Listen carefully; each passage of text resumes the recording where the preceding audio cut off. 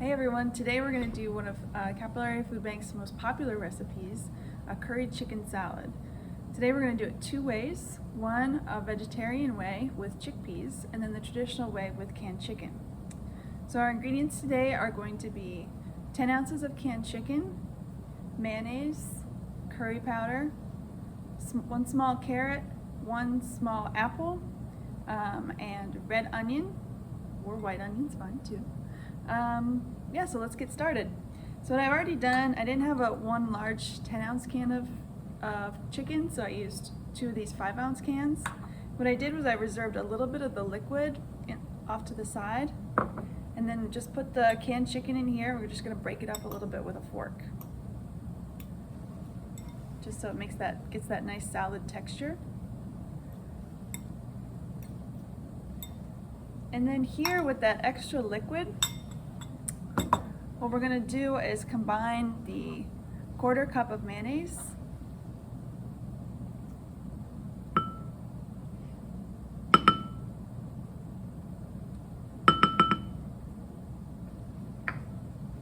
and then the curry powder. So it's going to be half a teaspoon of curry powder. Sometimes I like to add a little bit extra for all that flavor. So we're going to combine a little bit of that liquid, the curry powder and the mayonnaise separately from the chicken. You don't have to, it just kind of helps to do it separately to get a more even distribution of the spice. But in all honesty, you can do it all together in one bowl if you'd like. And if we're being really honest, that's how I was doing it the first time because I didn't really read the directions. So set that aside. And then what we're going to do next is peel a small carrot. So I'm going to cut off the top and the bottom here. And we're just going to peel it. I'm going to put the peels right here into a bowl because I'm doing this at the Capillary Food Bank and we have a lovely urban demonstration garden, and out there we do veggie compost. So I'm going to save these peelings to put out in our compost pile.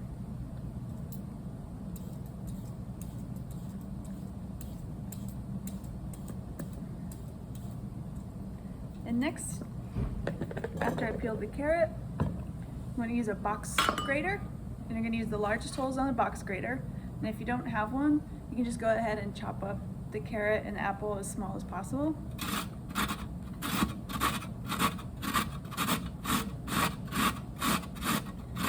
So remember to be careful with these box graters because it's really easy to nick your hands in it. I can say that because I've done it before. So what you just want to do is go at an angle and just go at a real even pace.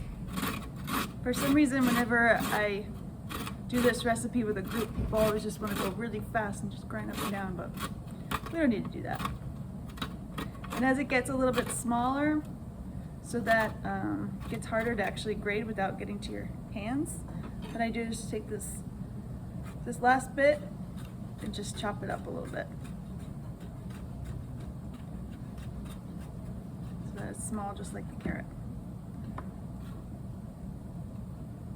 All right, so we've got our shredded carrot. Go ahead and just add that to the chicken.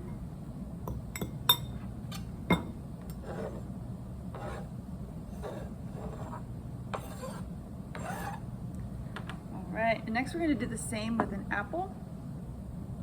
And what I like to do, this is a great way, sometimes when you're purchasing an apple or you've had one sitting in your refrigerator for a while, maybe hidden from view, or sometimes you don't do the best job of picking one out. Once they get like a little bit soft so you don't really like to bite into them, this is a great way to use these up without having to throw them away or waste them in any way. So before I use the box grater with it, I just like to cut it up into larger pieces so that it's easier for me to handle on the box grater. Again, we're going to take that core out to the compost pile. All right, and just same like the carrot, just a little bit of an angle, and just push right down. If it feels like you should be pushing like this, it should just be let gravity take over.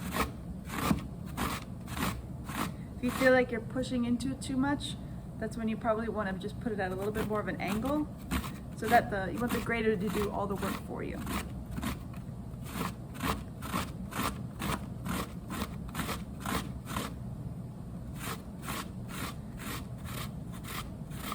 And then just get it down to small enough so that you don't feel like you're going to nick your fingers.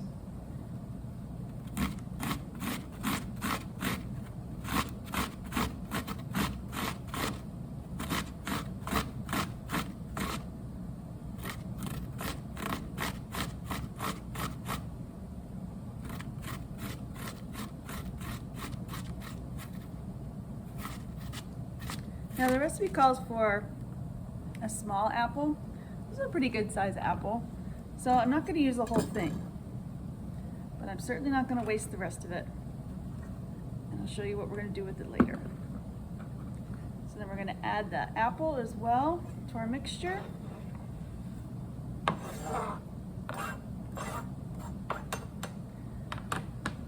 Right. Wipe the knife off. Give the cutting board a little wipe. Now we're going to dice a little bit of red onion. And the recipe calls for just 2 tablespoons of chopped red onion.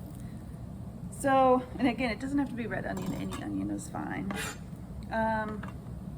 So what I like to do with this recipe is sometimes I'll end up chopping the whole onion and taking the rest that I don't use for this recipe and just putting it in a container in the refrigerator. That way I already have a prepared chopped onion for me.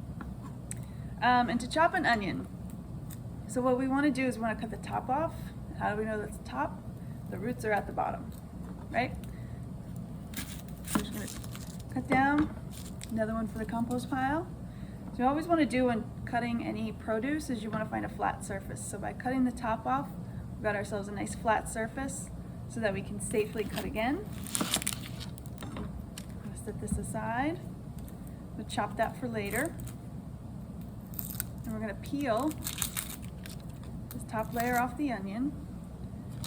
And I'm going to hope that this onion is not too strong so that I don't start crying on camera.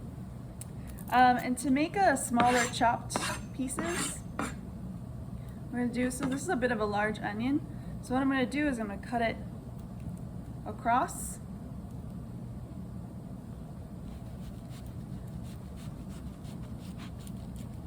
And then I'm going to do for the dice, I'm going to cut it, but I'm going to leave a little bit of space at the root here.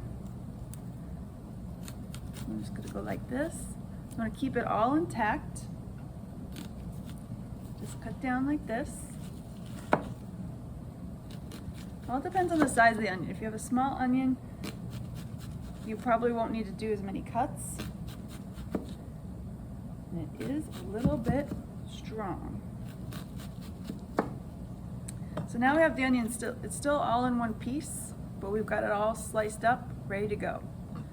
So again, using this nice chef's knife, it allows you to work like a lever system so that you're not using too much of your own force. Again, you're using these tools so that the tools do the work for you, right?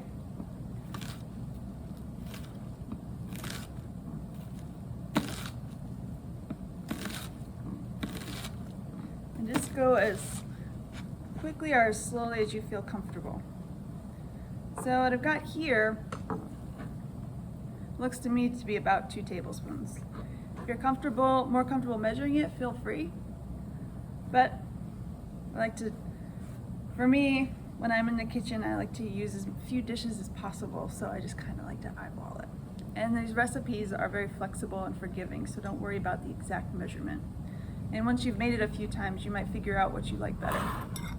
So I'm going to stir all the dry ingredients together.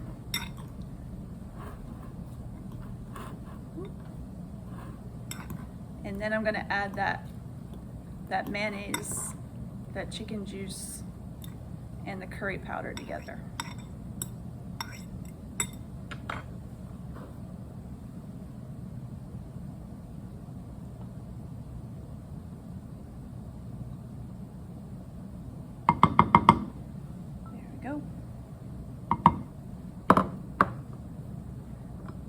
mix them all together.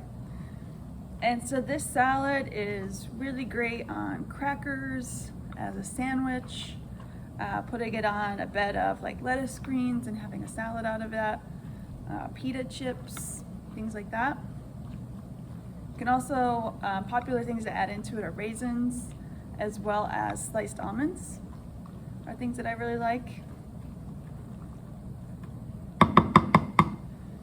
So, there you are, curried chicken salad. Now, to make the vegetarian version, we are going to take, so what I have here is a can of chickpeas with a little bit of, I drained some of the liquid out, but not all of it. I'm going to put them in a bowl like that. What I might do is just take a fork, or you could take a potato masher, and we're just gonna crush the chickpeas a little bit. Nothing crazy, but we want to essentially create that same texture that we have with that canned chicken. And you don't have to use canned chicken if you don't have any. You could also do, like, if you've cooked chicken breast or something like that from the night before. That's a great way to use that up in a salad, leftover chicken. All right, so we've got the chickpeas just mashed up a little bit. And I left the liquid in, unlike I did with the chicken where I put the liquid aside to get mixed up with, just so I'd have an easier time mashing them up. And I could really see that nice consistency. And then, so we're gonna add, and you can see that the 15-ounce can of chickpeas is obviously a little bit more than the curried chicken because we use 10 ounces there. So you can just kind of add a little bit more however you like.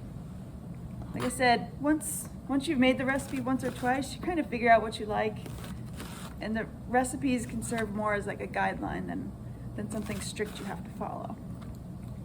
So I'm going to chop a little bit more of that onion. Chop it a little bit smaller pieces here, like that. All right, I'm going to add it to our mixture here.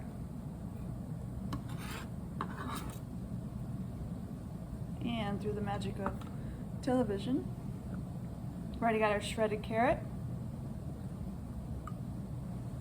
as well as a shredded apple. And so we'll mix these together.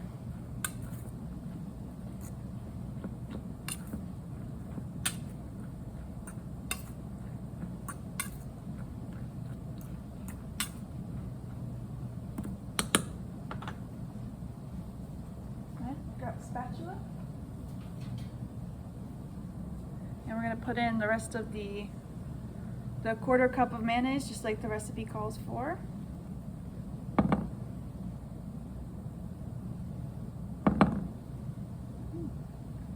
Makes a little bit of a mess out of it. And then that 1/2 teaspoon of curry powder, or with a little bit extra into it because we've used the larger amount of the canned chickpeas. But again, feel free to do it to taste however you like. And like I said, I didn't mix them beforehand like I did with the chicken, but you just have to stir it a little bit more. That's all, to make sure that the spice gets around evenly.